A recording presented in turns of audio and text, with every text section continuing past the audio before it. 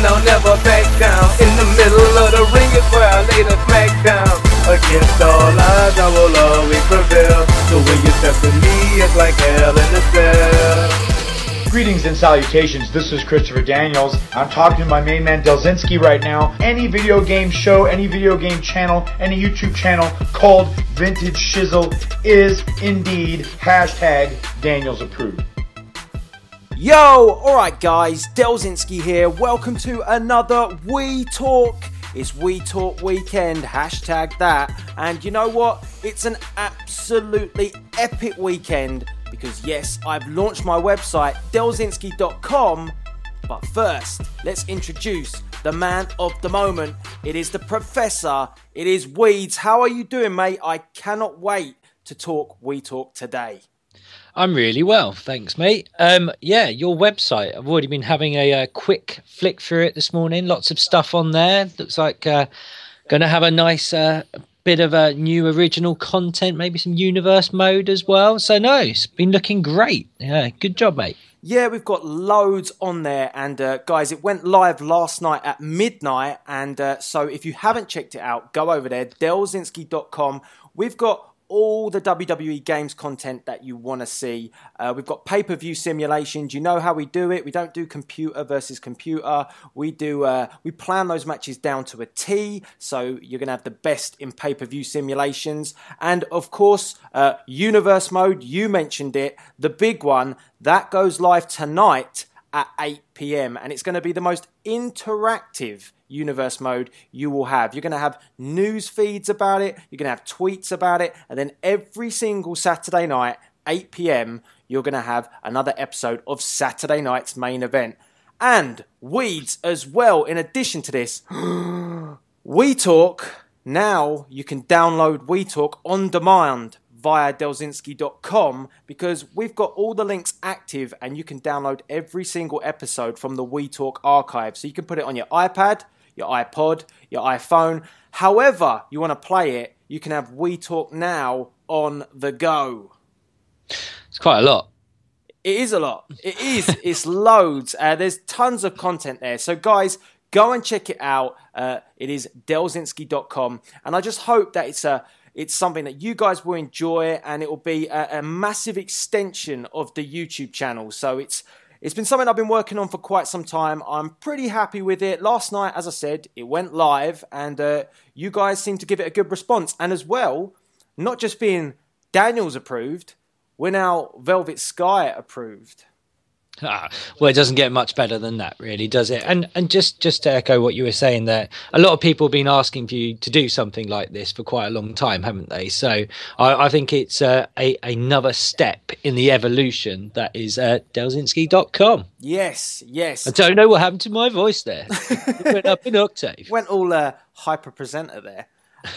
The only other thing I would mention, and this is something that we're all going to be involved in, so it's going to be me, it's going to be Weeds, and as well it's going to be my brother, is we've got a blog going on delzinski.com, so we're going to have weekly blogs coming out, and we'll be talking all things wrestling. So again, it will just add to the interaction of We Talk, but we will have our blogs. There's a comment section, you can go there, you can put your comments down, let us know your views on the topics that we're talking about, and yeah, it's just going to be really good. Weeds has been working on a blog at the moment, and I'm very excited about seeing what he's got in store. So, Weeds, do you want to maybe give a little sneak hint at it?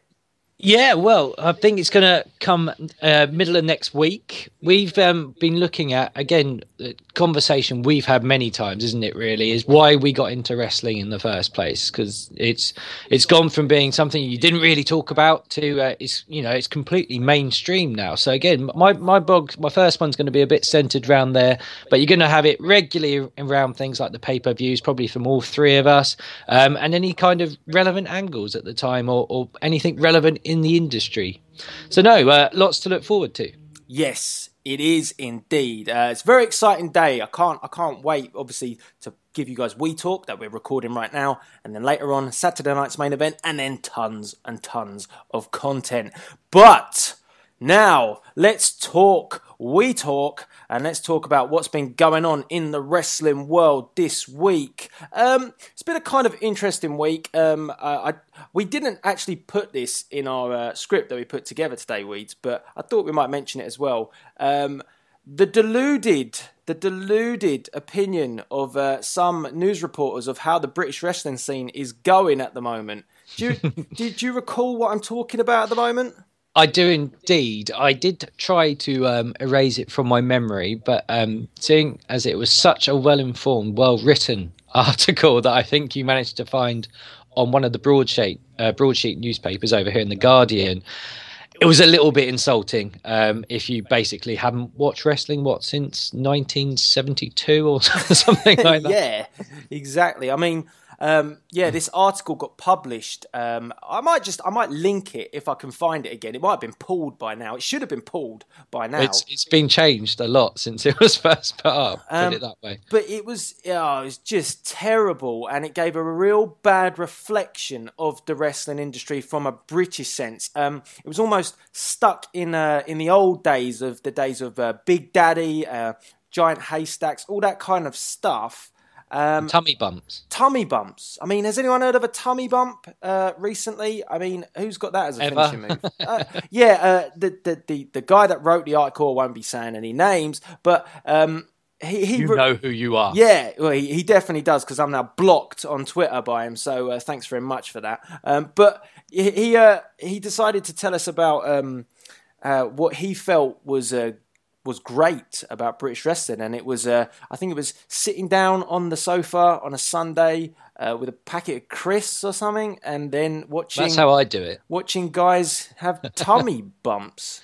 It was weird. It was so far off the mark, and I did feel a little bit for the guy by the end of it, because he's probably one of those guys that really didn't even want to write the article in the first place. Got no interest in the industry, as it were. Wrote this throwaway piece, and I think he just got abused by the internet community in Britain in particular, didn't he? Yeah, the wrestling community really did rise, and they gave him a good talking down. I mean, if you guys, he wasn't open to discussion, really, was he? No. I at first I didn't really say anything too insulting. I just kind of decided to try and educate him about what the British wrestling scene is all about. And you got companies like you've got FPW, and you've got IPW, you've got ICW, and you Progress. got Progress, and he was going for the stereotype of what it was like in the 80s, of all the old sort of things. And guys have to be over 50 to wrestle in Britain, and it's just completely and utterly wrong. So I gave him a bit of a schooling, and he didn't like it. Well, there was no discussion, really, was there? No. There was some education. There was some sound education dropped on him. And that was pretty much the end of it. Yeah, so guys, if I can find the article, I'll stick it in the link in the description box below. And you can have a laugh. Yeah, you can have a good old chuckle at that. But yeah, I mean, if you want to go and see British wrestling events, I've just listed a few there. I definitely would go, because they're awesome. We're going to ICW very, very soon. We booked our tickets last night, and we're going to get to see Shah Samuels versus Grado. Yeah, and and Sabu. Oh yeah, and Sabu is going to be there, and ICW is known for being pretty insane, obviously, and it's going to be awesome. Weeds is worried about getting blood all over him, to be honest. I am. Where I'm going to be able to eat my crisps on a Saturday afternoon as well. Oh dear. So I just thought I'd cover that. That's off the cuff.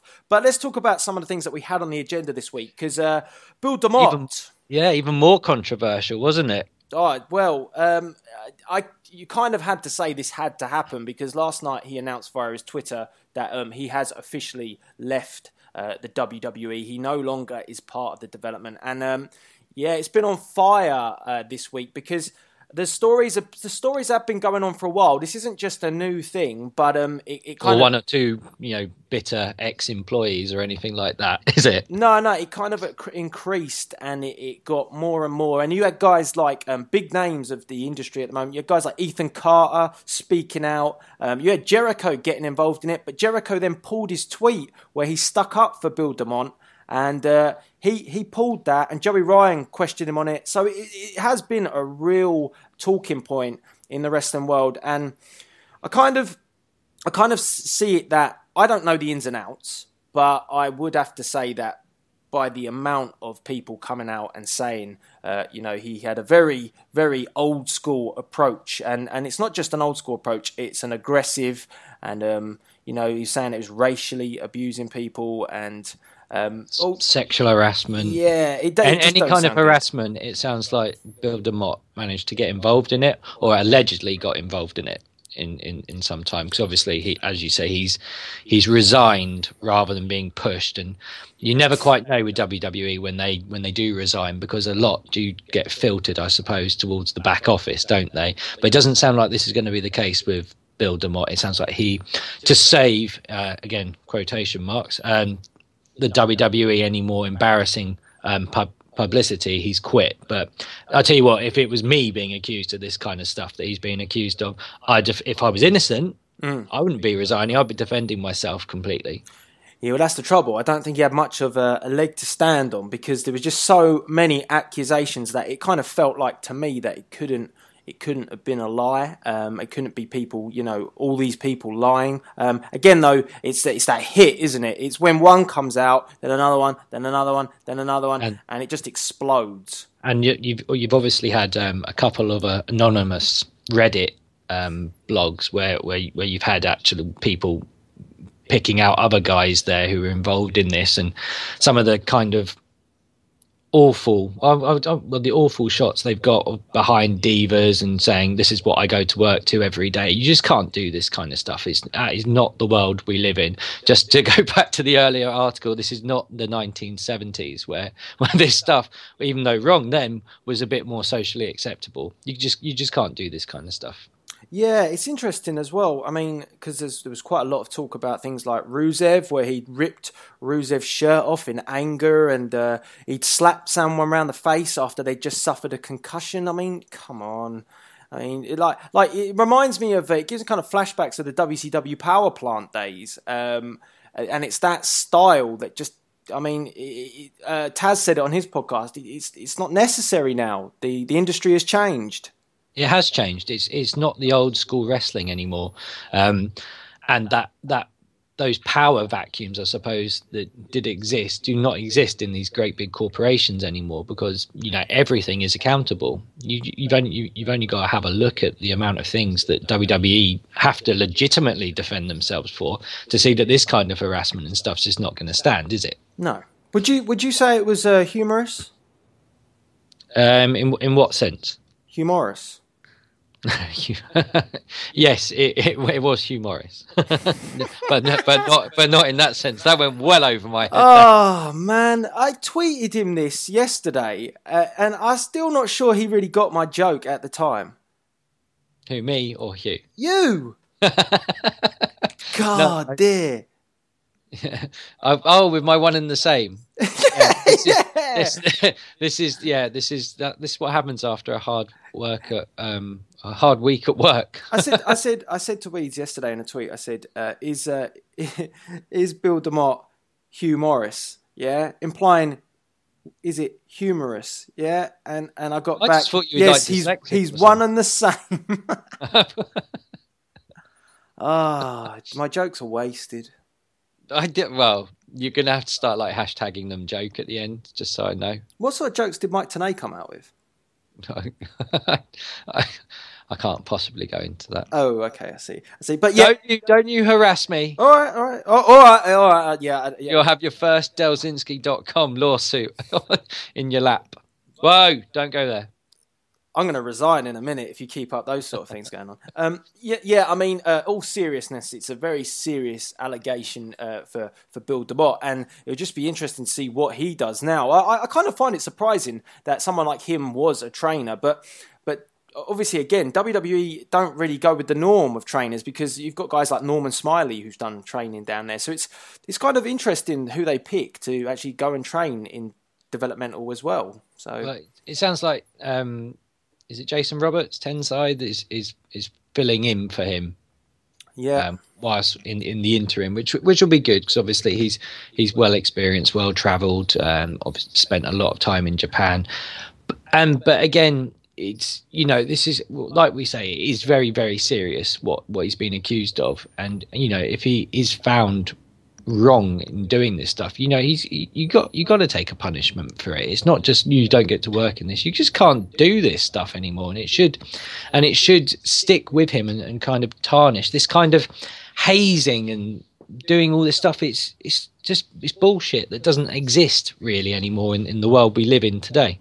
No, not at all. And it's like you said, it just seemed like there's too much as well of it as well. There's too much information coming out for him really to stay and fight his own corner. And WWE just kind of quite quiet about it, to be honest. Didn't really want to get involved that much. Well, this is where they've got to be careful, because they've previously said they've looked into the allegations that were levelled against him previously and found no substance for them. So if you've got more people, it's like how hard did they investigate it in the first place? Because, I mean, again, for them, the worst thing that can happen is this affects their share price from a very black and white point of view. So they don't want it affecting that. And if they're being shown, even a little bit to cover up the kind of bullying, harassment that is allegedly going on, it's going to be absolutely awful for them. Yeah, it's going to be really interesting over the next few days as how's this all going to play out. And all in the lead, I mean, the NFL had enough of their kind of deflated ball tampering before the Super Bowl, and this is exactly the same for the WWE. They're going to have this massive potential investigation and case on their hands right before WrestleMania, when the whole thing should just be about the wrestling. Yeah, the difficult thing is that Bill DeMott was a heavily promoted character as well in 2K15 as well as the developmental guy. So he shouts at you enough on there, doesn't he? Exactly. Yeah, I mean, my created superstar, the amount of times I tried to run at him and take him out, but it's just not possible. No, it might be a feature in the next one. Take out Bill DeMott. I don't want to hear what his voiceovers are going to be in the next one. Oh no, he's not going to be able to do that, is he? So you're going to do the JR impression, aren't you? Yeah. You don't want me in the next game, do you? You don't want me and Terry Funk in the next game, do you? You've gone a bit Family Guy there. But whenever JR does like a rant, he just, I don't know what it is, but he flips his switch and he has that, instead of getting like ultimately aggressive or it's just like you don't want me to do that. Why does he go so soft? Because I think he spent too much time around Terry Funk. Terry Funk could scare the shit out of you for promo like that. Him and his brother Dory. He does. He just sounds like the creepy guy from Family Guy. That one. But yeah, I mean, yeah, the Bill DeMott story will unravel even more so, I'm sure, over the coming weeks. But let's move on and let's talk about the Hall of Fame. Something a bit more positive. Yes, and Alundra Blaze, but everyone's calling Medusa. Yeah, so I mean, they had the backstage interviews with some of the divas about Alundra Blaze going in the Hall of Fame, and every single one, I think, called her Medusa. So. Yeah, it was quite funny on Raw. Even, did you hear JBL speaking about her? Oh no, what did he say? He was basically just perving over her. He was like, "Yeah, I used to think about Alundra Blaze," and then he just kind of went silent. And it was just so awkward with all this Bill DeMott stuff that came up later on in the week. He's like, "I had the biggest crush on her, Cole." Yeah, I mean, they've got to be careful as well because they're just as bad, to be honest. But well, Triple H might fire you otherwise. Well, for at least 2 minutes. So. Sucker! Sorry.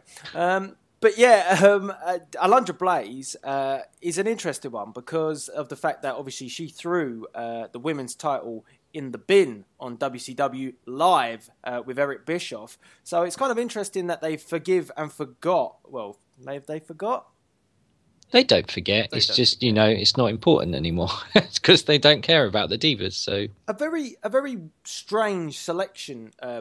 The Hall of Fame this year. I like that they're acknowledging someone like Alundra Blaze. I think it had to be done. And she was a pioneer. She's an important part of the women's division. She's a major part, in fact. But it's a kind of a. Would you say it's an exciting Hall of Fame this year compared to previous years? Because obviously Savage is the big one, but Savage Obviously, there's a It's lot. how much that's endorsed, isn't it? Yeah, So, I mean, there's so much controversy. Again, I mean, we just constantly banging out the controversy this week because obviously, Savage's family not involved. Lanny Poffo doesn't want to be involved either. Hogan doing the induction, which many have said why. I mean, does it excite you, or do you just think, well, I don't get it? well, no, I was a little bit disrespectful to the Bushwhackers last week because they are obviously. You don't.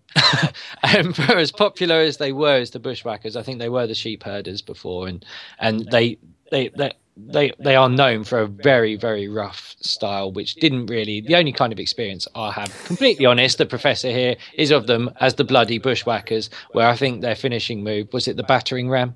Oh, the battering ram was awesome. You don't remember they used to do that? I'm actually, as we're sitting here talking about, I'm doing the bushwhacker walk at the moment, and he's like, don't you remember that?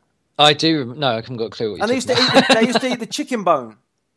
Yeah, exactly. You're going back to Rowdy's Roddies again. Rowdy's Roddies. But no, important as a tag team. Should there be other tag teams in there before them? Of course. Probably. But this Hall of Fame class is a bit weird for me, if I'm completely honest. Rikishi didn't exactly set the world on light in any kind of form that he was there. It feels that it's kind of, because you get name dropped that he's obviously related to the Usos every 5 minutes. But for me, are you excited about this Hall of Fame class other than Savage? I think Rikishi's a popular one, to be honest. Although it's not a massive induction. Well, it is kind of, if you get what I mean. But it's not. It's a lot of people quite like Rikishi, so I think that from that point of view, it's a good one. And plus, it's that Samoan heritage side again being acknowledged by WWE. And obviously, that is important with what's going on with Roman Reigns and that kind of angle at the moment. But there's so many guys still missing from the Hall of Fame that legitimately should be in there, probably ahead of these guys, and did more from the industry. And I'm thinking everyone from like your Vader to you know it's very.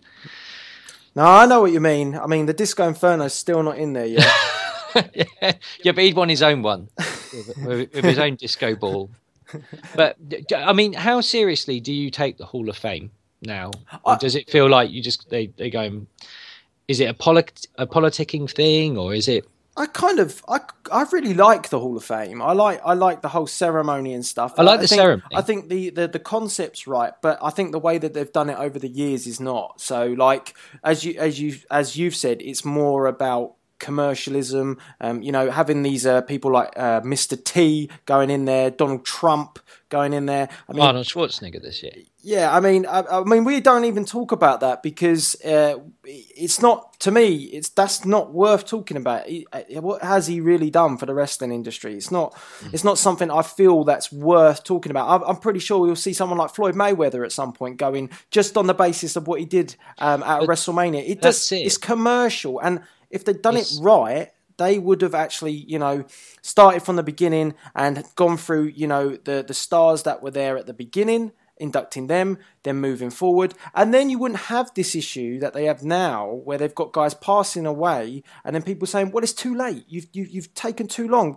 If they'd done it in a good order from the offset, it would have been good. It feels just like a bit of a mess, and it's pick and choose whatever works socially and what could actually sell at the time. And I don't like that aspect of things.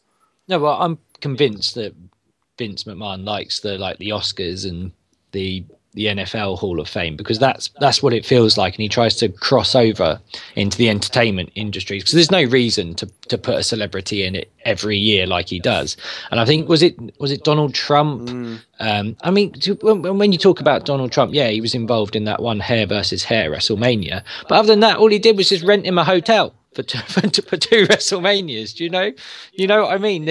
I can't think of an undying legacy that Donald Trump has done for wrestling. But the fans don't appreciate it either. You could just see it from the Mr. T did a few bits here and there, but the crowd didn't appreciate the amount of time that he was given at the Hall of Fame, because He did. He overran and he spoiled other people's moments. Like obviously the biggest one that everyone wanted to hear, and he did have quite a good amount of time, was the Warrior. But you could have probably heard more from the Warrior if it wasn't for Mr. T going long. And that's what I mean. If they're going to involve them, you've got to cap them at least. Well, I think they tried to, because they kind of did try and walk him off in the end, didn't they? My mother.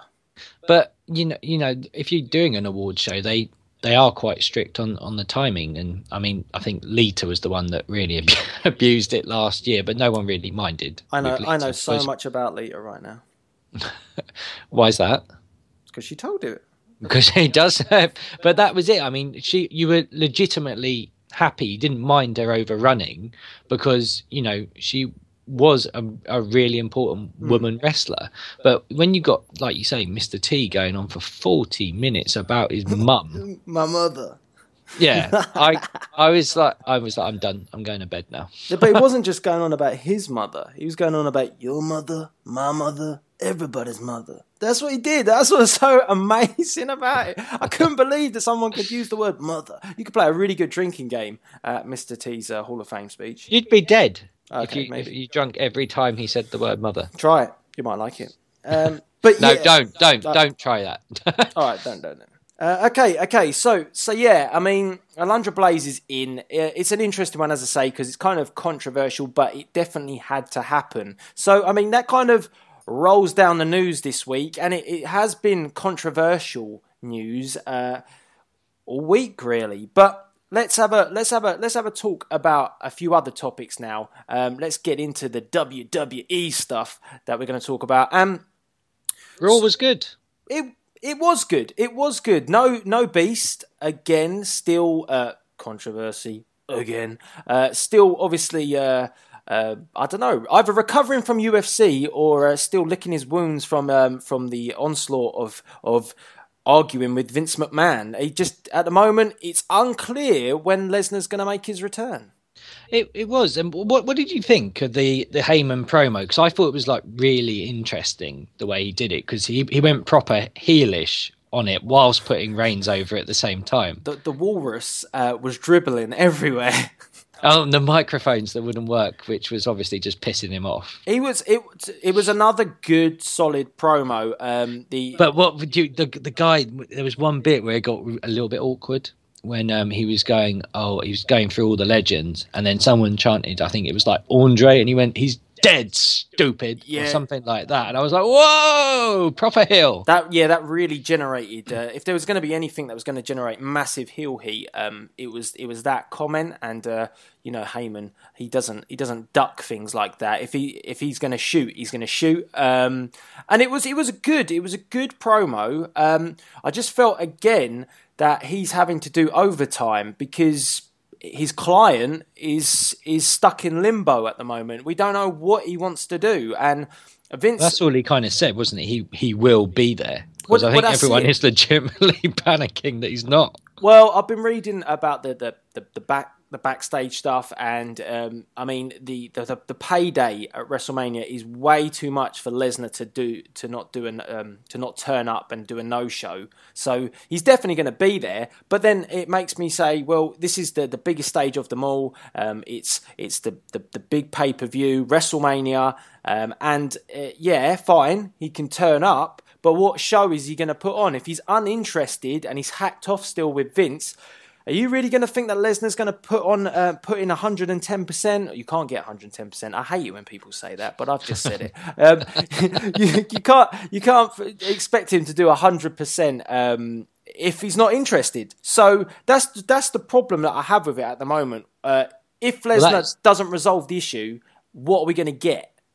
Well, that's the worry already, because there's already going to probably be a legitimate concern that the audience are going to shit all over this match like they did when they knew Goldberg and Lesnar were both going. And if Lesnar's going, and even though Reigns was the chosen one at the 2014 Royal Rumble that everyone wanted to win, but now he is the proper chosen one that's going across, it's how they react to that, because potentially you're going to get booed out of WrestleMania at the end of this, aren't you? And especially if Lesnar's not putting in the effort as well. Yeah, and they also released the SummerSlam packages yesterday, and there was no sign of Brock Lesnar on those posters. I don't know if you saw that, but I did. Is it New York? it is, and Roman Reigns is the front, the middle man of that poster. So I mean, But by all accounts, though, as well with Lesnar, it sounds like he's actually going to owe WWE dates, doesn't it? Yeah, well, he will now because which is ridiculous because he's had this argument, and now they won't put him on a show until they understand, what he's doing. Because I'm pretty sure that they want to tie him down. It didn't necessarily help that probably he wanted to go to that UFC event that happened. I don't really see the problem with Lesnar going as long as he. I don't know. No, I don't see the issue with Lesnar going as long as he's doing it from a WWE perspective. But the fact that, he was suited and booted, he was meeting with Dana White, it just didn't... It was very obvious what he was there for. That's ultimately why Vince is totally hacked off with him. So... But either way, even if he's got no interest in going there whatsoever, it's from a Lesnar point of view, and he's obviously got to look out for himself, it's a very smart negotiating chip to have, isn't it? What I would have done if I was Vince, I would have let him go and told him to take the belt. Put it in the bin. No, just take the belt and get some exposure for WWE at a UFC event. That would have been clever. Could you imagine the lawsuits that would have followed? But I would have done something. I would have tried to have got a bit of advertising out of it. We've seen Undertaker rock up there in the past, and it's been no problem. That would be brilliant, though. Could you imagine the disrespect? Because obviously you've already got the great big.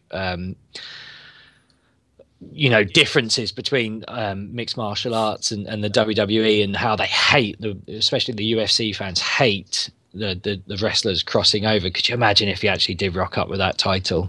Well, that's what I mean. I mean, if he was gonna do it, they'd lynch him. Yeah, but if you were gonna do it and you wanted to do it properly, then you got to try and do some sort of stunt like that. Imagine the publicity that would have come out of it. WWE star or former UFC star rocks up with the championship, and he obviously Lesnar's legit. He's done the UFC. It would have. Everybody says it. There's no publicity that's bad publicity. Really, there is publicity that can cost you a hell of a lot of money, though. But I still would have done it. I think if it would have been, the days before they gone corporate, I think Vince might have been. Paul Heyman would have done it.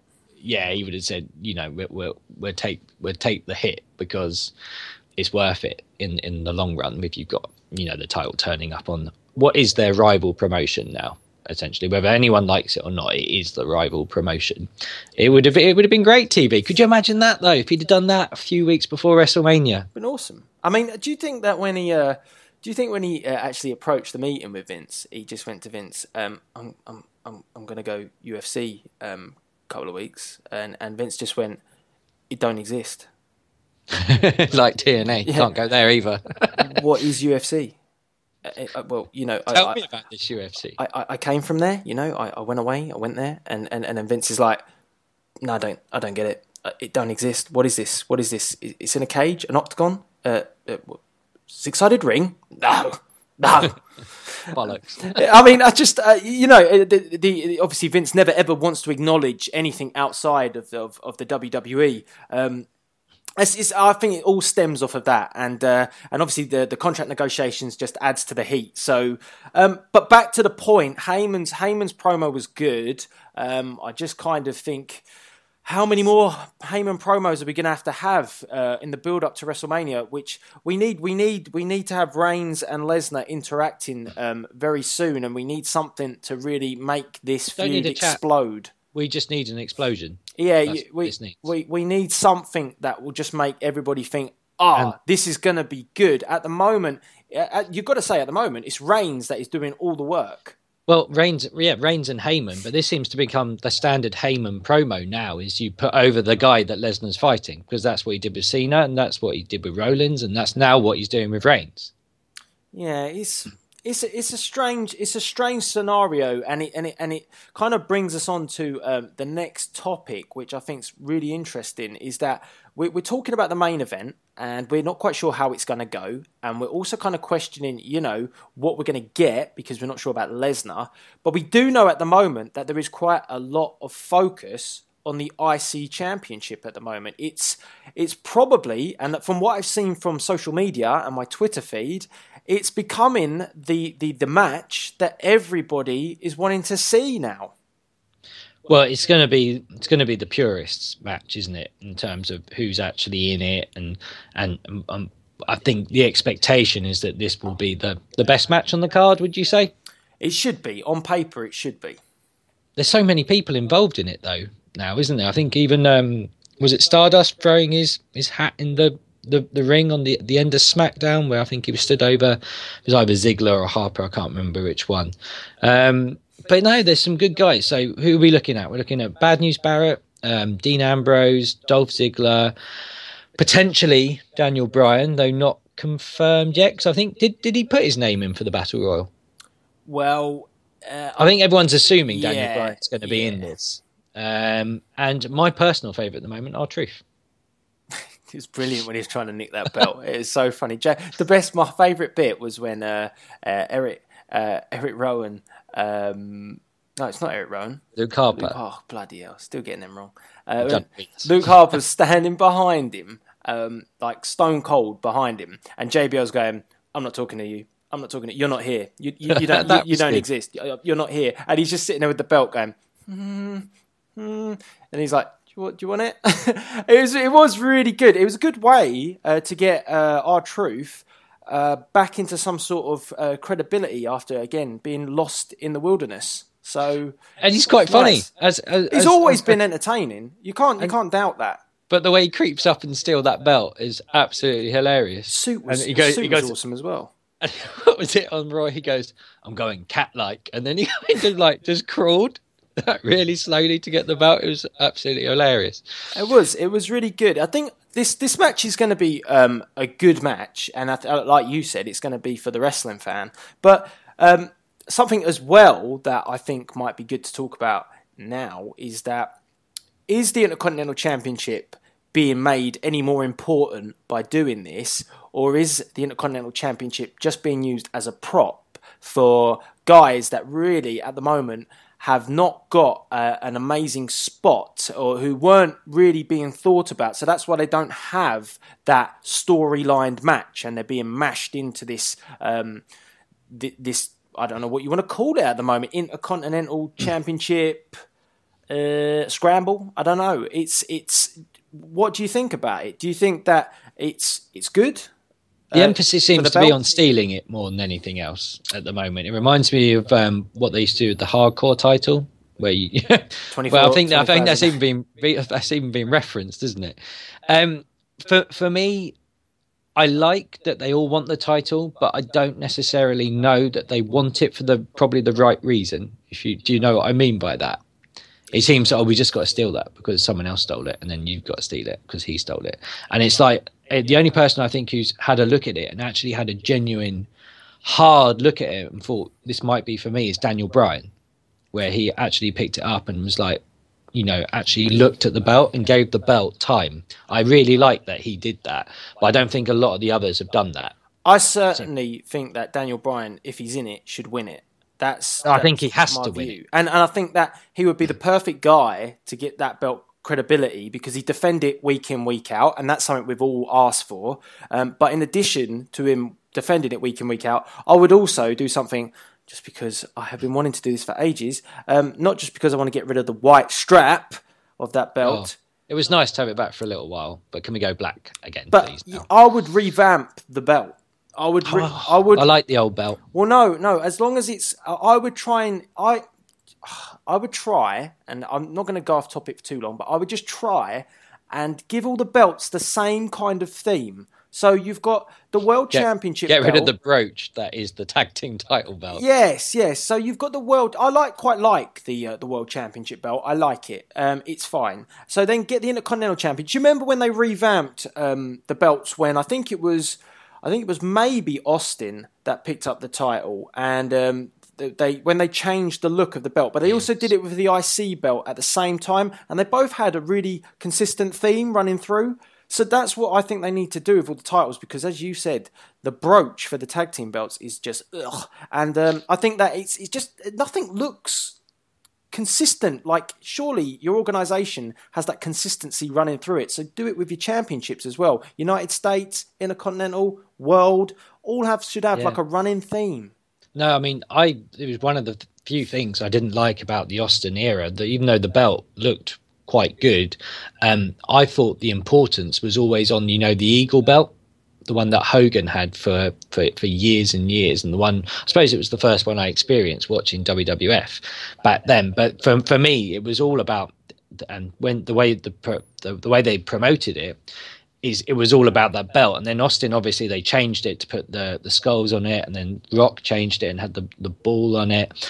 By the point, I hated it, but when Cena put that spinny thing on it, I was like, Jesus Christ, what the hell has happened to this title that it looked amazing. For me, that belt looked amazing when it was the Eagle one.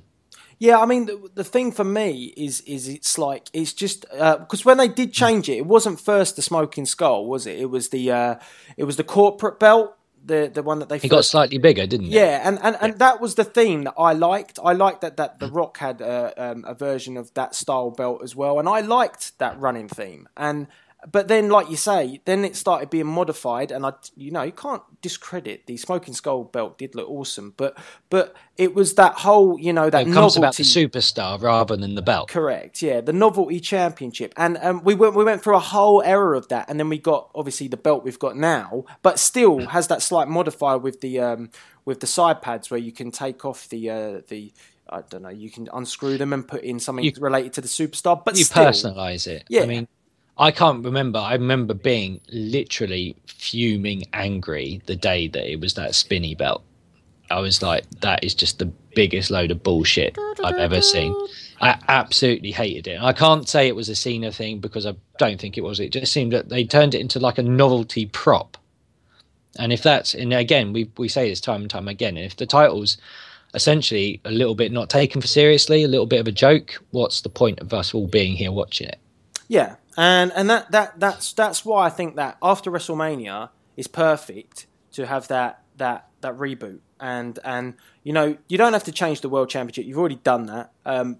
But get consistency with the themes. You've got a good tag team at the moment. So the Intercontinental Championship for me just could do that with Daniel Bryan being champion and the next night having a belt that's very much like the World Championship that he would then carry around. So I'd like that.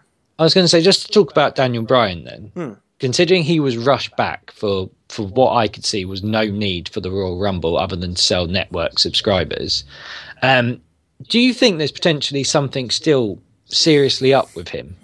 It don't look like it by his in-ring performance. I mean, he's still going 100 miles per hour every match. But it just makes me wonder why, because he seems quite happy to be involved in this Intercontinental kind of picture at the moment. I think maybe because he's going to get a brilliant match out of it.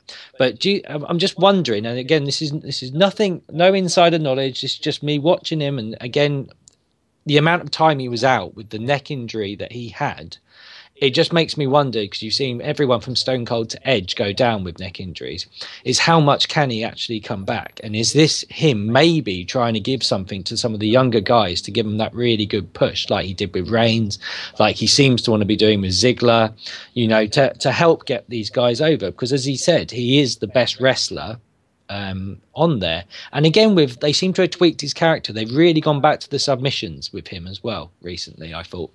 Yeah, he's been really aggressive since he made his really return. Aggressive. So it's like the old days with him, which I like. I think you could be right but I still actually think that WWE just don't see him as that guy. Like it's not the mold, and it's regardless of how many times people will say there ain't a mold. Well, clearly to Vince McMahon there is a mold, and it's in the shape and look of Roman Reigns, But Daniel Bryan, is he the guy?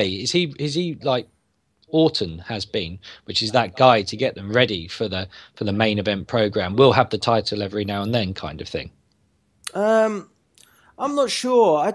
I just don't know. I think that I think if I was Daniel Bryan and I was looking at being placed in the Intercontinental Championship, for me personally, I'd be very disappointed with that. I'd be saying, hold on a minute. I'm not even going to get a feud going in to WrestleMania. You're just going to plonk me in here. And, I came back at the Royal Rumble and expecting, you know, a very heavy push because the crowd want it, the people want it. He's a year removed from being the most important thing at the biggest headline show. So he's not even a year removed from it. That's what I mean. So and that's why I wonder if he's injured.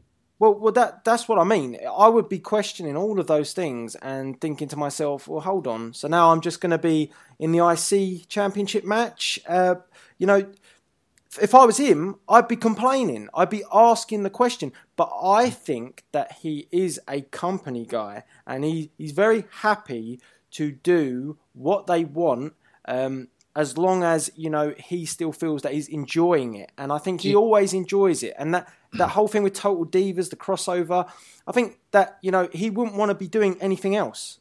That's my opinion. I think that he just... content and happy with what he's getting. Exactly. Do you think he's viewing it a bit like, I suppose, a Shawn Michaels or a CM Punk have to some degree, was you can put me in whatever match you want and I will be the best thing on that show?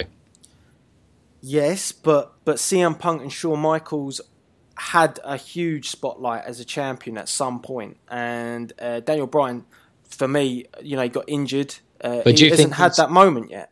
Do you think he's thinking, I can go and do this, have the best show, and then, you know, that will change their mind? Do you think he's that type of guy, or do you literally just think he's doing, you know, happy to be on the show? I think he's just happy. We saw the backstage scene of him where he was rehearsing those lines, and it don't seem like he's the sort of guy that's going to stand up and say, this is a joke. Is that what they're kind of saying is your A+, your B+ players then? Is it nothing to do with performance? It's more to do with your attitude? I don't know. Do you class it as not having... Every one of those big guys, from, you know, Bret Hart to Shawn Michaels when he was, you know, HBK back in the 90s, to Stone Cold, you know, they had, and, you know, even Mick Foley in a very different way. They were very passionate. And I'm not saying Bryan isn't passionate, but if they didn't want to do something in a certain way, they would, you know, their ego would come through and say, you know, I'm not doing it like that. I don't know. It would either be like Stone Cold said, like, I don't know, I haven't got another suggestion, let's just come up with something better. Or it'd be something like Mick Foley, where he'd say, you know, do it in this way. Or Bret Hart would say, do it in this way, or we can put them over. Because I could never see, just from Daniel Bryan saying, well, I'm not putting that guy over. I could see that from a CM Punk or a Shawn Michaels, and I think maybe that's what they might be implying about the A+, B+ player thing. That's probably the best word, ego. I don't think he's got a massive ego. I don't think he feels the need to be so outspoken, whereas your guys like Punk, Bret Hart, Shawn Michaels, Austin, as you said... Well, they all walked again at some point, so maybe he knows that you go up against Vince, and why would I want to rock this great life I've got? Yeah, I mean, it's not just him as well. Bear that in mind. When it was Shawn, you know, he didn't have any massive ties. He's got to think about Brie, and he's got things like that to think about. He's very much... AJ Lee was fine. Well, but... She can say what the hell she likes now. He's very much entwined into the corporate world that is the WWE, I think. I think he gets it. That's the thing, and that's the thing that guys like. He gets it in terms of that he thinks, well, you know, I've got a good life. I work hard. I'm not questioning that he's not passionate. I just think that he approaches it slightly different. He's just a bit more chilled out about it. Yeah, there's none of that egotisticalness that even Shawn Michaels would admit that these days, or when he was in his final run. I bet you he was a corporate guy then, compared to when he basically, you know, didn't really want to do the job. Threatened to basically not do the job. That's right, yeah. But I think that's it, and that's what I see in Bryan at the moment. Is I see someone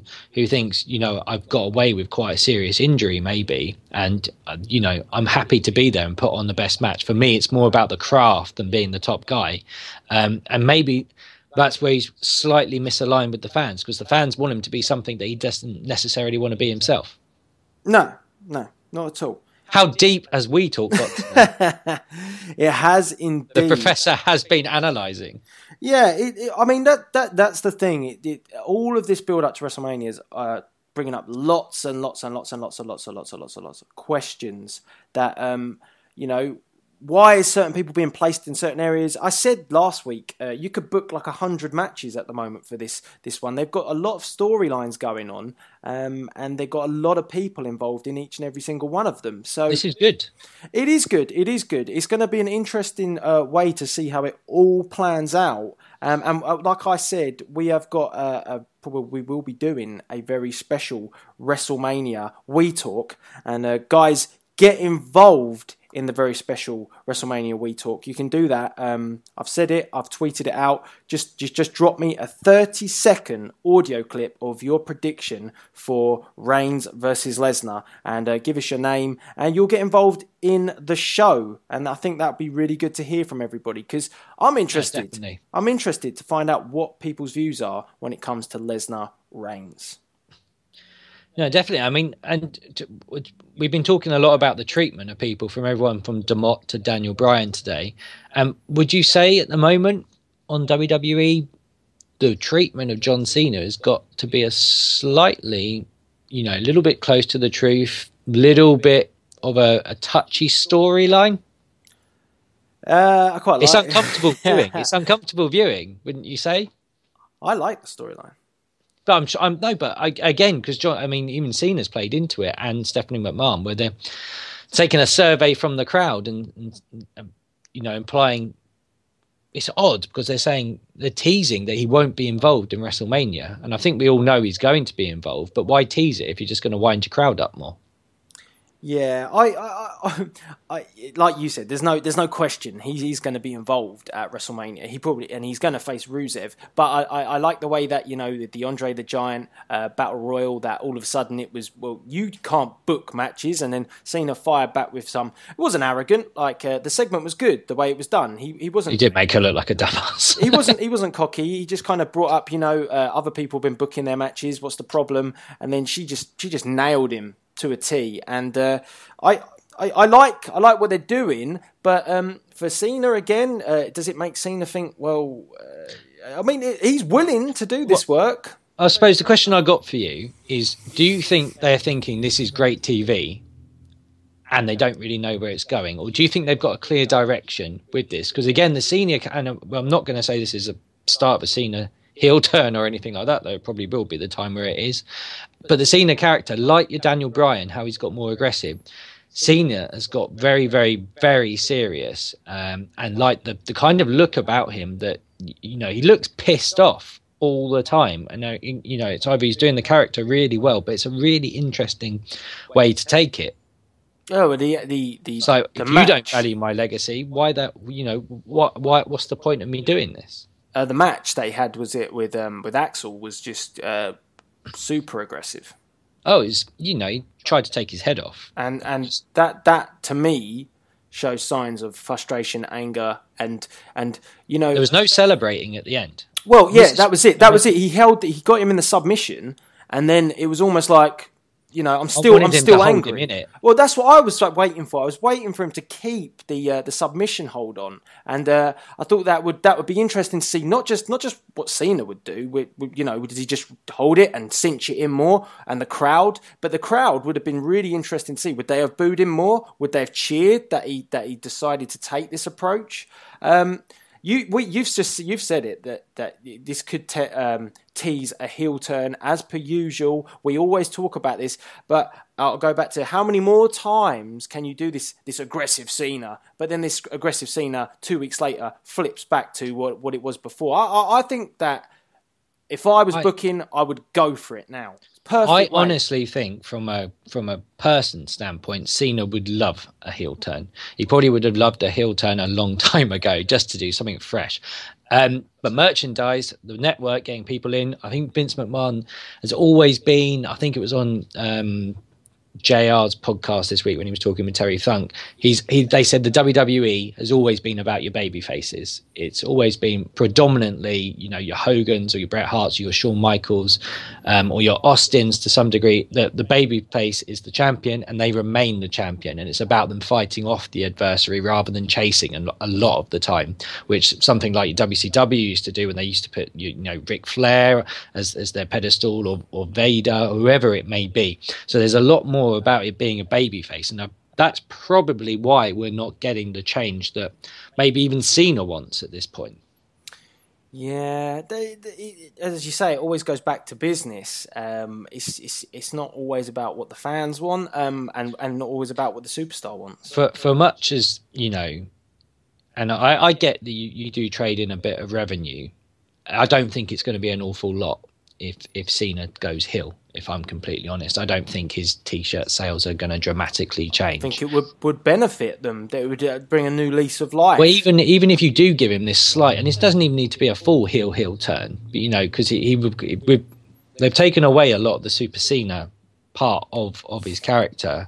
And even if you have it with the heel, and he does have to cheat because he's getting a bit more old in the tooth, as it were, but the storyline they seem to be doing recently. But then you've always got the turn of him coming back, you know, and that's what I've never quite understood with WWE, that, you know, when Austin chose to turn, the whole story then became about him actually turning back, and that's all the fans wanted for like 18 months afterwards, was for him to turn back. So you've always got that option with Cena, which is why I'm surprised it's never happened. I think it's the best way, really, to have a Reigns Cena feud with Cena being heel. I'm not at all interested in Cena versus Reigns, where they're both pretty much baby faces. No, because all they do is put Reigns over. That's it. It doesn't make it interesting. If Cena's heel, it's going to be good. Yeah, there's no problem with Cena blocking people or anything like that. Because as I said last week, I think he's done more in the last 18 months to 2 years for people than he's ever done previously. But I still equally, as I said, I'm a Cena fan. I want to see him, you know, get the recognition, get another title reign. Because however much you like him or don't like him or think he's stale, and again, as a Cena fan, I will sit here and tell you he is stale.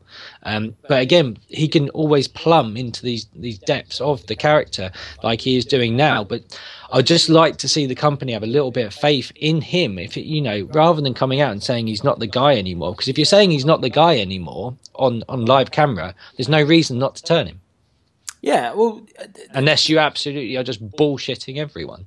Well, there's got to be a reaction, and it can't just be for a couple of weeks. It should just be, you don't think much of me, but I'm going to show you. And 9 times out of 10, if you're going to be angry and aggressive, you're not going to be in the nicest of moods, and that's to me just makes it a perfect time to turn him. And I know it probably won't happen, but I think where does he go otherwise afterwards? This is the problem, is where does he go? Well, he's just because he's done everything. The roster is thin. He can't go back with many of these guys before, other than Reigns. And as you said, Reigns, we know what the outcome's going to be if it's a face versus a face. But I mean, again, and the interesting thing out the Stephanie McMahon promo she did with him was she made a great big deal out of the company. We survive without you. It was here before you. It will be here after you. It's not John Cena that makes WWE. It's WWE that makes John Cena. So that would, again, it's implying that something is coming. Well, yeah. I mean, the trouble is, again, we've had so many false starts for this. Is that, they favour their slow build, but I mean, Jesus Christ, this is the slowest build ever. Yeah, this is the trouble. Every time you think that this will happen, 2 weeks, 3 weeks later, it's all brushed under the carpet, and this is why people get pissed off. This is why the fans get annoyed with him, because the natural assumption is that he's balked at it, when it's more likely that it's Vince McMahon that's balked at it. And I mean, the other thing to note as well is the amount of times he's been questioning the fans. He's like, you can boo me or you can cheer me. He keeps saying that quite a lot recently as well. So he's obviously trying to see which reaction he gets more. And again, they always say they listen, and it's still crying out for a change, isn't it? Because, I mean, even on this Raw, I mean, I'm absolutely fed up and sick to the teeth of it now. But the CM Punk chants are not going away, are they? No. No, and that's, I mean, if you're doing that chant when Rollins and Reigns are in the ring, it's kind of saying that something's got to happen. I don't think it's I think it's stupid to do it, but you need someone up there who's going to be that kind of character, and for me that's Cena still.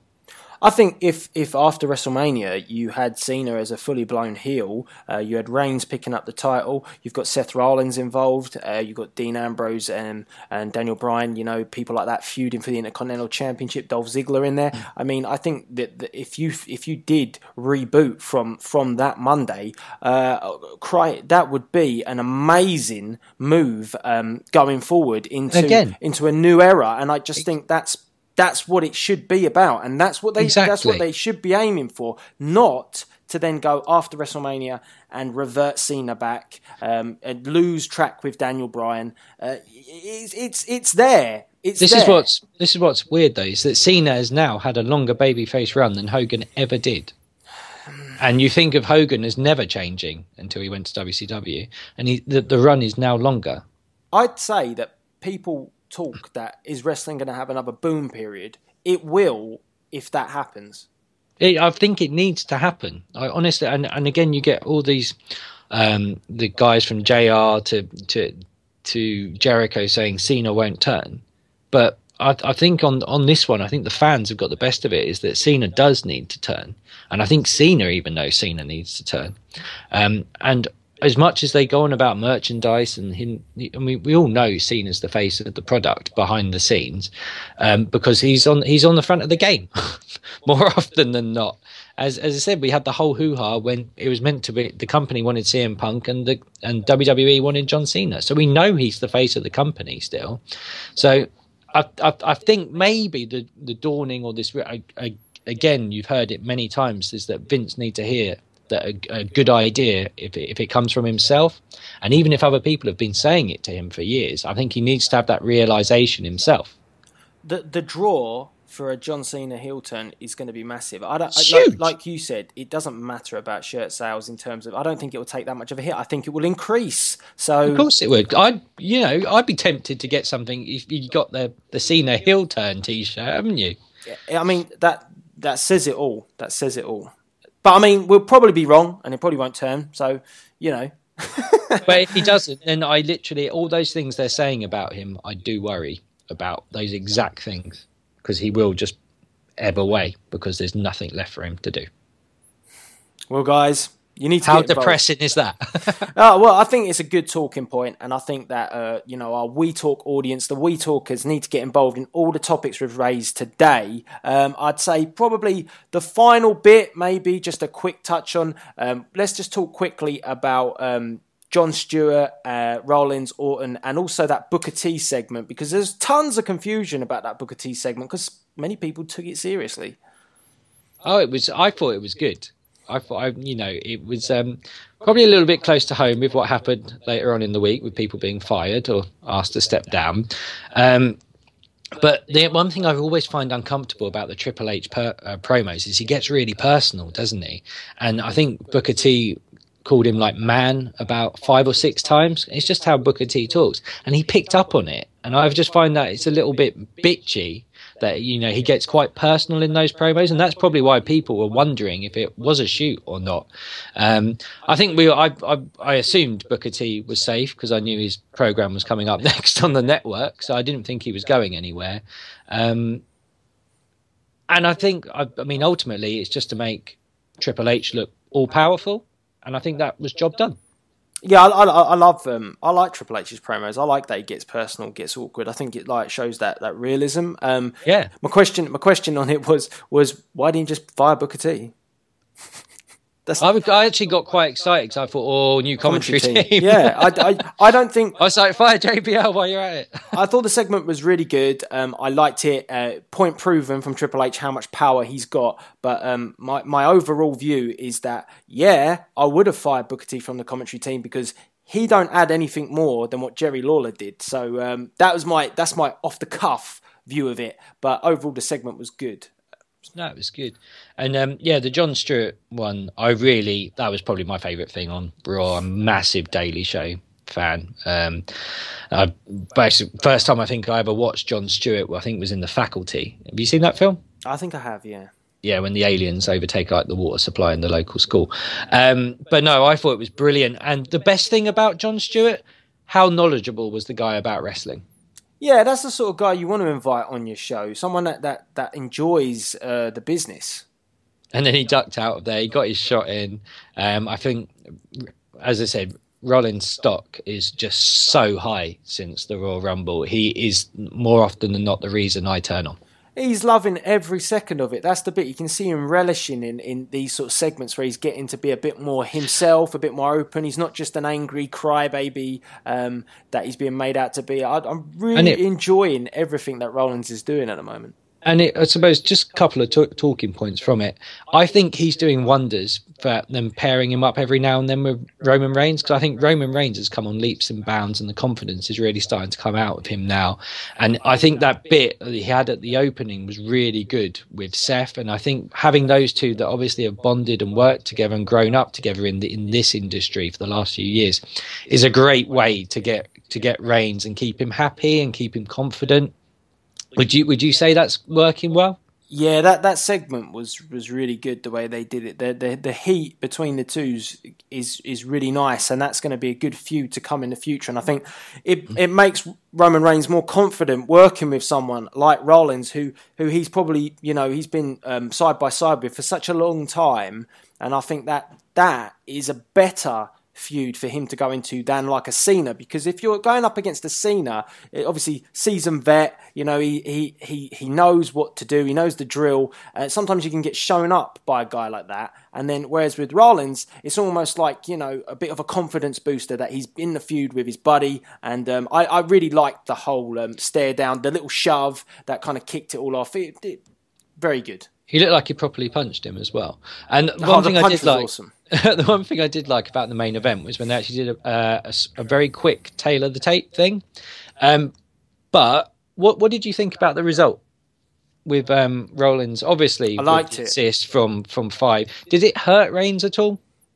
I don't really think it did. I didn't think it did either. And when I was reading about it before I watched it, I was kind of worried. I was like, why is Reigns losing? Watched it, understood it, and it worked really well, I thought. I enjoy the way that Rollins keeps stealing things and he's becoming the proper heel, and that's what's going to be awesome going into WrestleMania, because he's teasing it now. He's teasing it. He's saying, maybe I'll just cash in at WrestleMania, or maybe I'll cash in the night after. When everybody's watching, it's there. The seed has been planted. And this is where it's good, where it's all kind of flowing together, like you were saying earlier, is because you've got Orton floating in the background. I just got a feeling that Orton is going to... And not floating in the background like Andre the Giant was. No. I think he's gonna. I think Orton's gonna stop the cash in. I don't know. I think Orton is gonna beat him at Mania in what arguably might also be the best match. But then I think he'll either cash in, and I think he'll successfully cash in, and then you're going to have this whole, ongoing feud with Reigns, Orton, probably Bryan again, and Rollins. And I think that is what the WWE is probably moving towards, is those 4 guys more than anything else. And then you've got the Rusevs coming through as well. So it's not the biggest roster in the world, but I think it's starting to look quite good. Yeah, totally. I like Orton. I think Orton's comeback is good. I like the way they're doing it. It's that don't trust him. Well, you can never trust him. He's the Viper, and that for me is spot on again. So, it was a real good episode of Raw. I thought it was solid. Yeah, for 3 hours, I thought they actually did a good job. There was not one thing I didn't like, and I even with the Cesaro and the Kid bit with Natalia, I kind of like that as well. So it was the first time I've watched Raw in a long time, and I've liked all of it. And we haven't even spoken about the AJ run-in. Oh yeah. They did that quite well as well. Disappointed, like you say, with the CM Punk chants. Not necessary really anymore. Let's get over that, guys. Come on. 15 months. Yeah, I mean, if you're going to cheer or you're going to chant. Even he said don't do it when his wife's there, didn't he? Chant AJ. If you're an AJ fan, just go for that. It'll be interesting to see how they play that out as well. It definitely gives a reason to have a spot, but is it going to be someone in each other's corner, from what I understand at the moment? I don't know. There's still places to go, and the one thing I did like about it was where Paige was like, I don't know what the hell's going on. I don't know if I trust her, because I'm still not completely sold on AJ as a performer. Paige, I am, probably because she's British. I like Nikki, but there, like you say, there's bits of that that's still so weird. Like the whole thing with Brie, and I'm still convinced that she's under some kind of hypnotic illusion. Because there's no way, after everything that would happen, and and that's where weird, because they got the Total Divas crossover, haven't they? But there's just no mention of Daniel Bryan really around her, other than that's his wife. Yeah, she's a heel. It's that split again. It's that split. It's just random, because you can't have both. You can't do the Total Divas thing and have him as an active bit and go on about it when he's relevant to it if you're working in that kind of wrestling universe. Yeah, the Brie Bella bit I'm kind of done with. I just don't get it. I don't understand. She got proper punched in the face though. Yeah, I don't understand why they haven't put closure to it, but there you go. I mean, yeah, so, I mean, we've had a huge We Talk this week. There's been a lot to talk about in terms of positives from Raw, but as well, there's been controversy with the news that we've had this week, and I want you guys to get involved. So let us know via the comments box below. Get involved in all the We Talking points this week, and also get over on the website. Get on Delzinski.com, make the most of the content, get involved in the blogs. You're going to see plenty of that. And make sure as well that you go and download some of the episodes. This episode today will be available in 3 days. That's how it's going to work. So every new episode then gets uploaded, and it's 3 days later you get the download. So yeah, guys, it's been an entertaining week, and as I say, head over to that website and check it out. Weeds, have you got anything else to say? No, just until next time, guys. As Delzinski said, check out the website. I'm sure you're going to absolutely love it, particularly the Saturday night main event. And keep an eye out for my blog later on this week. Yes, must do. That blog is going to be awesome. All sorts of history going on with Weeds with his blog. So yeah, guys, get involved, as I always say. And as per usual, please rate, comment, and subscribe. This is We Talk, signing out.